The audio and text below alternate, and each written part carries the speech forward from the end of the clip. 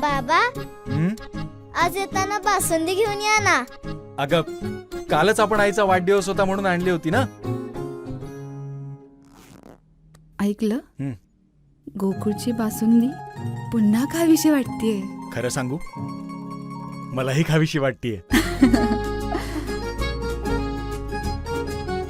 पुन्हा पुन्हा खावीशी वाटणारी गोकुळ बासुंदी. अणुऊर्जा प्रकल्प येत असेल तर त्याचं आम्ही स्वागत करू, अशी ठाम भूमिका खासदार नारायण राणेंनी रत्नागिरीत मांडली आहे. पाहुयात ते काय म्हणाले. आता आला तर आम्ही स्वागत करू आणि अणुऊर्जा प्रकल्प इथे यावा या मर्जीचा मी आहे. जनतेचा विरोध आहे. कोण जनता? हे व्यावसायिक आहेत. विरोध म्हणजे तुम्ही मला सांगा तुमचा अभ्यास काय हो. आम्हाला जिल्ह्याला वीज किती लागते?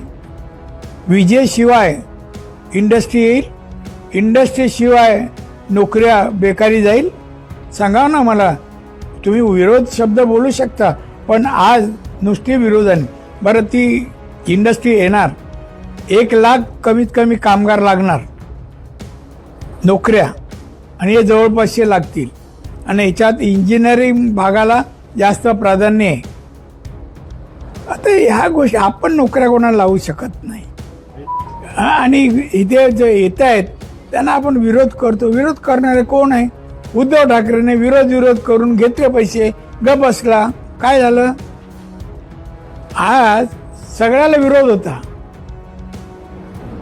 काय झालं? काय एक झाला असता प्रोजेक्ट, किती प्रगती झाली असती, राज्याला वीज मिळाली असती, लोकांना पुरेशी वीज इंडस्ट्रीलाही मिळाली असती. उगाच नको ते नादाला आहे, कोणाच्या लागू नका.